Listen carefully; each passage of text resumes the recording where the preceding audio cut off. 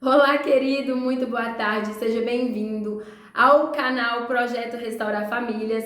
Estamos aqui para mais um vídeo para responder a seguinte pergunta: por que a família é chamada de projeto de Deus? Por que dizemos e por que consideramos a família um projeto de Deus? Se você tem essa dúvida, eu te digo, fica comigo nesse vídeo até o final para a gente dar mais uma esmiuçada, mais uma aprofundada na palavra de Deus, amém? Fica com o vídeo aí e que Deus te abençoe. A palavra de Deus nos ensina que no princípio de tudo, Deus criou um projeto dentro de um plano perfeito, aonde ele cria a terra e os céus e tudo o que neles há. Quando Deus inicia a criação dos animais, ele cria macho e fêmea, para que eles frutificassem e multiplicassem e enchessem a terra. Em tudo o que Deus fez, ele via que era bom. Então chega o momento em que ele parte para a criação do homem. E no verso 26 de Gênesis 1, disse Deus: façamos o homem à nossa imagem, conforme a nossa semelhança, e domine sobre os peixes do mar, sobre as aves dos céus, sobre o gado, sobre toda a terra e sobre todo o réptil que se move sobre a terra. E assim acontece a criação do homem. E viu Deus tudo o que tinha feito, e eis que era muito bom, e foi a tarde e manhã do sexto dia. Após criar o homem, ele o dá forma, como vai nos dizer em Gênesis 2:7. E formou o Senhor Deus o homem do pó da terra e soprou em suas narinas o fôlego de vida, e o homem foi feito alma vivente. Deus então planta um jardim para que seja sua habitação e para que ele possua tudo o que precisa para sua sustentabilidade. Mas o Senhor Deus ordena ao homem que de toda árvore ele poderia comer livremente, mas da árvore do conhecimento do bem e do mal ele não comeria, porque no dia em que dela comesse, certamente ele morreria. Mas todo o projeto de Deus é perfeito. E havendo somente o homem, como ele poderia se multiplicar? Como ele encheria a terra? Como se daria o aumento e continuidade da humanidade? É aí então que Deus cria o projeto familiar. A palavra vai dizer que o Senhor disse: não é bom que o homem esteja só. Far-lhe-ei uma ajudadora adequada para ele. Deus havia dado por concluída a sua obra, mas ele observava e via que haveriam limitações para o homem enquanto ser humano. Então o Senhor Deus fez cair um sono pesado sobre Adão, e este adormeceu, e tomou uma das suas costelas e cerrou a carne em seu lugar. E da costela que o Senhor Deus tomou do homem, formou uma mulher e trouxe-a a Adão. Deus faz a mulher a partir do homem, ossos dos seus ossos e carne da sua carne. E assim como para Adão havia uma mulher certa, para todos nós há alguém que é preparado para viver conosco a vida a qual Deus nos permite viver. Até este momento, só havia a ordem de não comer do fruto da árvore do conhecimento do bem e do mal. Mas a partir daqui, Deus cria um plano familiar perfeito para a descendência que viria. Veja que no verso 24, a palavra vai dizer que, portanto, deixaria o homem o seu pai e a sua mãe, e apegar-se-ia à sua mulher, e seriam ambos uma só carne. Adão e Eva estavam sós no jardim. Eles não possuíam pai e mãe terrenos, a não ser o Pai Celestial. Mas eles tomam para si a consciência de que agora eles começariam a pôr em prática o plano familiar de Deus. Deus os havia confiado o começo da família, o início do seu projeto. O plano inicial de Deus era que houvesse uma descendência santa, separada e incontaminada pelo pecado. E Malaquias 2,15 vai nos dizer: e não fez ele somente um, ainda que lhe sobrava o espírito? E por que somente um? Ele buscava uma descendência para Deus. Portanto, guardai-vos em vosso espírito, e ninguém seja infiel para com a mulher da sua mocidade. Deus escolheu criar a mulher a partir do homem, para que ambos se completassem entre si E para que ambos soubessem aquilo que Paulo nos ensina em 1 Coríntios 11, do 11 ao 12, que no Senhor, todavia, a mulher não é independente do homem, nem o homem independente da mulher. Pois assim como a mulher proveio do homem, também o homem nasce da mulher. Mas tudo provém de Deus. Como eu disse, o plano de Deus é perfeito, pois antes, enquanto era só, Adão foi criado para dominar sobre tudo. Isto fazia parte do seu caráter. Mas aqui, com a criação da primeira mulher, Deus já nos ensina que teremos que abrir mão de nós mesmos em prol do outro. Mas logo vem a queda e com ela o pecado. E com o pecado a base familiar é abalada. Deus era a base da primeira família e aprendemos que para funcionarmos bem, Ele precisa ser a nossa base, pois é através dele que aprenderemos o que é preciso para vivermos em família. Mas nem tudo se perdeu.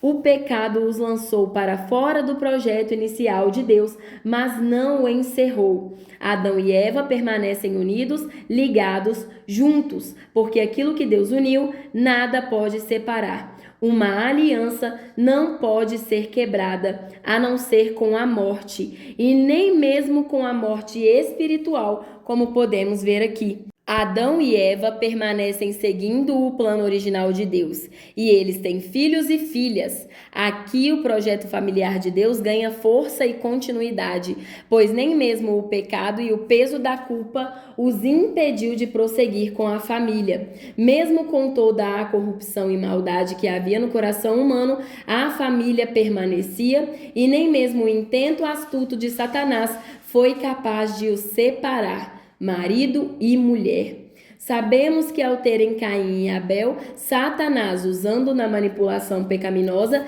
enche o coração de Caim com ira contra seu irmão, e aqui começa a tentativa de destruição contínua da família. Caim, que tinha dentro de si o domínio, perde esse domínio para o pecado. Mas Adão e Eva, os progenitores de tudo, permaneciam. E para que houvesse a descendência desejada por Deus no princípio, ele envia Sete, que era conforme a semelhança de Adão e conforme a sua imagem. E da descendência de Sete veio Enoque, e andou Enoque com Deus, e ele deu continuidade ao projeto familiar, multiplicando-se e aplicando sobre si e seus filhos o que ele aprendia com o próprio Deus. E andou Enoque com Deus, e não foi visto mais, porquanto Deus para si o tomou. E dessa descendência vieram homens maus e corruptos, infelizmente, tomados pelo pecado, soberbos, egoístas, orgulhosos, mas também haviam homens bons, íntegros e de coração puro.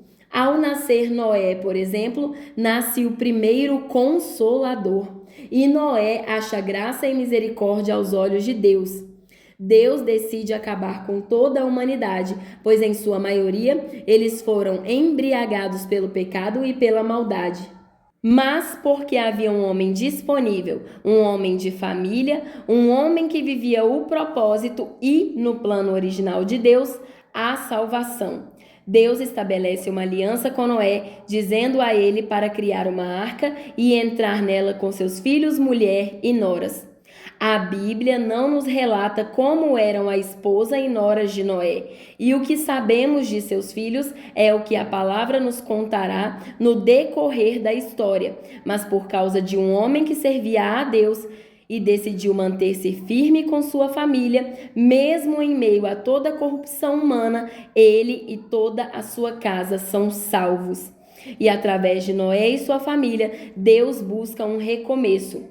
Ele ordena a ele que frutifique e multiplique, que povoe abundantemente a terra e multiplique-se nela. O projeto volta ao seu plano original e claro que Deus, onisciente como é, sabia que alguns seriam bons e outros se submergiriam no pecado, infelizmente, porque essa agora era a realidade do ser humano. outras famílias se formam, como Abraão e Sara, Isaque e Rebeca, Ló e sua esposa. Mas não satisfeito, o diabo tenta de todas as formas deturpar e destruir o plano original de Deus. E é onde as filhas de Ló têm relação com ele. Abraão toma sua concubina Agar para, através dela, gerar um filho. E filho tal que lá na frente se tornará inimigo de seu próprio povo e família. Satanás conseguiu se infiltrar no plano perfeito de Deus. Porém, vemos que o divórcio só se dá início à medida que o pecado toma o coração do homem. Moisés dá a carta de divórcio em caso de repúdio e ele começa dizendo que pode acontecer, ou seja, é uma exceção à regra. Vamos ler o que ele escreve.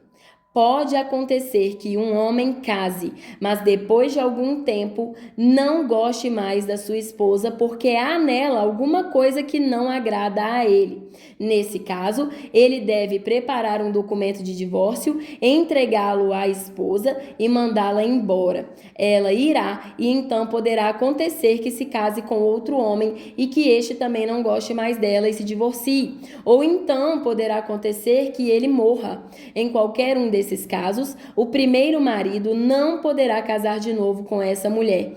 Ela é impura para ele. Casar de novo com ela seria uma ofensa contra Deus, o Senhor. Portanto, não deixem que se cometa um pecado tão grave assim na terra que o Senhor, nosso Deus, lhes está dando para ser de vocês. Moisés alerta o povo de que o divórcio é um pecado grave e que era tão grave que seria capaz de contaminar a terra que o Senhor havia preparado para o seu povo.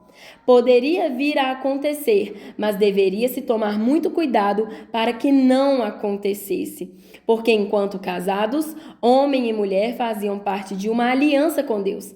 Mas falaremos mais sobre o divórcio à frente. Agora, é importante gravarmos em nossos corações que a família é um projeto de Deus.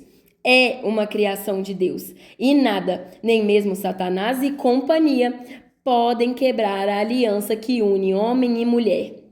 Pois além de ambos serem parte um do outro, Deus mesmo os uniu, e tudo aquilo que é ligado na terra também é ligado no céu. Ninguém pode destruir uma família, e ao destruir, essa pessoa se torna responsável pelo ato e com certeza responderá por tal atitude, pois a família é um projeto eterno de Deus, cujo qual só a morte pode separar.